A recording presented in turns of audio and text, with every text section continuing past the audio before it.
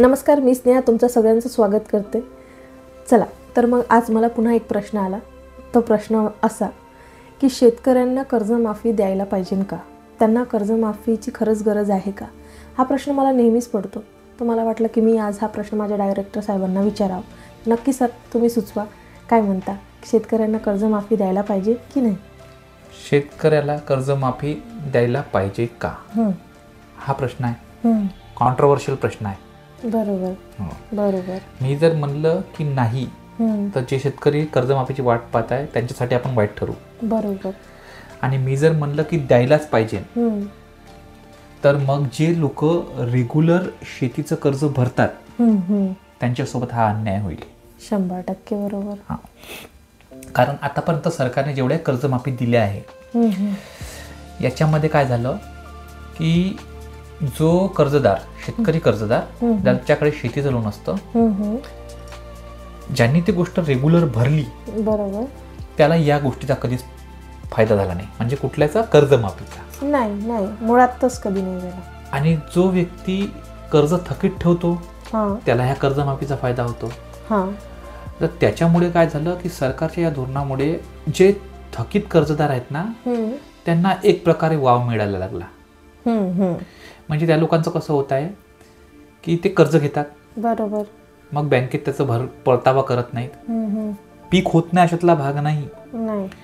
शेतीमध्ये पीक नाही का महिना पण थोडं तरी होतच, ज्याच्यामध्ये त्यांनी घेतलेलं कर्ज तो फेडू शकतो, प्लस आपला उदरनिर्वाह पण चालू शकतो. पण त्यात काय झालं की आता लोकांना माहिती पडलं की दर 5 वर्षांनी शेतकरी कर्जमाफी सरकार कर्जमाफी करतेच आहे. बरोबर. तर मग लोक काय करतात, शेतीचं कर्ज घेतात आणि मग त्याला थकीत ठेवतात आणि वाट पाहतात पुढच्या कर्जमाफीची. बरोबर. आणि तोपर्यंत जो त्याला वर्षभर पैसा लागतो तो सावकाराकडनं काढतो, त्याला सवाईने व्याज देतो. म्हणजे सवाई म्हणजे कसं की 1 लाख रुपयाचं कर्ज घेतलं तर 1.25 लाख रुपये देतो. त्याचं कर्ज परतफेड करते पण बँकेचं कर्ज परतफेड करत नाही आणि तिथे तो थकीत म्हणून राहतो. बरोबर. आणि मग जेव्हा 5 वर्षांनी सरकार म्हणते की चला मी कर्जमाफी देणार, तेव्हा त्याचा फायदा घेतो आणि मग त्याच वर्षी पुन्हा जेव्हा बँकेत त्याला कर्ज देण्यासाठी तयार असते तेव्हा पुन्हा कर्ज घेण्यासाठी जातो.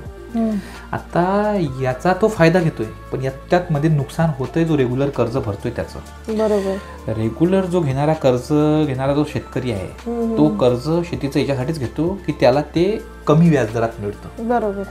आणि जर पुरेपूर त्याने त्याचा भरणा केला तर त्याला 1 रुपया सुद्धा व्याज लागत नाही. नाही लागत, माहिती. तर अशा प्रकारे शेतकरी तो आपला कर्ज भरतो आणि 0 व्याजदरावर बँकेकडनं कर्ज उचलून पैशाचा भरणा करतो. बरोबर. पण जेव्हा कर्जमाफी होते तेव्हा काय होतं की हा ज्यांनी थकीत केलेला आहे कर्ज याला कर्जमाफी मिळते. बरोबर. म्हणजे याला 1 रुपया सुद्धा भरावा लागत नाही. पण हा जो व्यक्ती ज्यांनी कर्जाचा भरणा केला आहे त्याला त्या गोष्टीचा 1 रुपयाचा लाभ होत नाही. त्याने तर पूर्ण पैसा घेतलेला भरलाच. बरोबर. म्हणजे त्याच्यापाशी जो पैसा उरायला पाहिजे होता तो उरला नाही. मग तो फ्रस्ट्रेट, तो म्हणतो की मी एवढं चांगलं काम करून सुद्धा जर मला सरकार फायदा काहीच देत नाहीये तर मग मी कर्ज भरणारच कशासाठी? मी पण कर्ज घेणार आणि थकीत ठेवणार. आता याच्यामुळे काय झालंय की जो ट्रेंड पहिले थकीत ठेवण्याचा 20 ते 25% होता, आज तो वाढून 50-55% गेलाय. म्हणजे 45% शेतकरी जो आहे ना तो त्याचा कर्जाचा पूर्ण भरणा वेळेत करतो.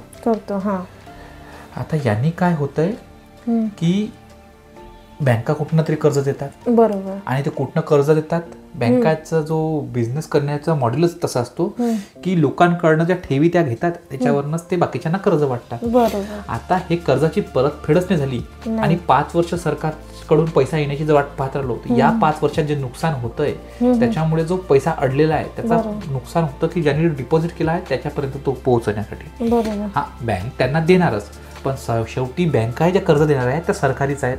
म्हणजे अल्टिमेटली नुकसान कोणाचं होत आहे? सरकारचं होत आहे. तर मग सरकार पैसा कुठल्या तरी मार्गाने कमावणारच, ते कोणाकडनं काढणार?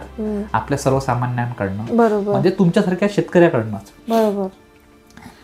आणि मग त्यांनी काय होतंय की जो रेग्युलर भरणा करणारा शेतकरी आहे तो पण इन्फ्लुएन्स होतोय की साला याला तर कर्जाचं माफी मिळते, मला का नाही मिळायला पाहिजे. आणि मग त्याच्या कारणाने काय होतंय की प्रत्येकच व्यक्ती कर्ज थकीत करण्याच्या मागे लागलाय. बरोबर. पण माझं असं मत आहे की सरकारने लोकांना कर्जमाफी देण्यापेक्षा आणि हा वाईट व्यसन लावण्यापेक्षा सरकारने आहे ना त्यांच्या ज्या शेतीचा माल असतो त्यांना भाव द्यायला पाहिजे. बरोबर आहे. एक MSP तयार करायला पाहिजे, म्हणजे MSP नुसार भाव द्यायला पाहिजे. MSPचं एक लिगल डॉक्युमेंट म्हणा किंवा एक MSPचा एक दर ठरवायला पाहिजे प्रत्येक पिकासाठी. बरोबर.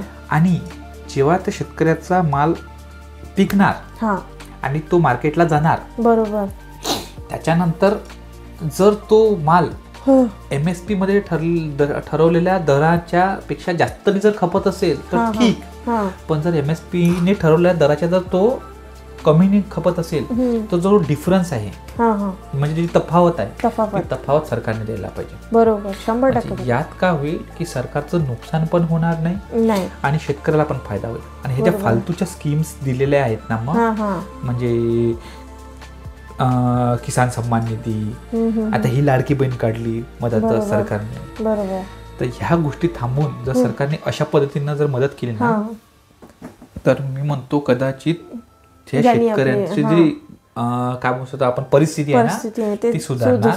आणि सरकार जो विचार करतोय की शेतकऱ्याची आमदनी दुगणी करू तर ती पॉसिबल होऊ शकते, ती पॉसिबल होईल. 100% बरोबर. म्हणून माझं असं मत आहे की सरकारने कर्जमाफी या वाईट व्यसनाचा प्रचार करण्यापेक्षा MSP देऊन म्हणजे शेतकऱ्याच्या मालाला भाव देऊन त्याचं जे उत्पन्न आहे ते थोडंसं वाढवायला पाहिजे. बरोबर आहे. बस एवढंच मी बोलू इच्छितो. खूप खूप धन्यवाद सर, तुम्ही खूप मोलाचा सल्ला दिला आहे. आणि जर का तुम्हाला काही मित्रांनो जर का प्रश्न असेल तर नक्की तुम्ही कमेंट बॉक्समध्ये सुचवू शकता. आणि असेच आमचे व्हिडिओ पाहत राहा आणि चॅनलला सबस्क्राईब करा. धन्यवाद.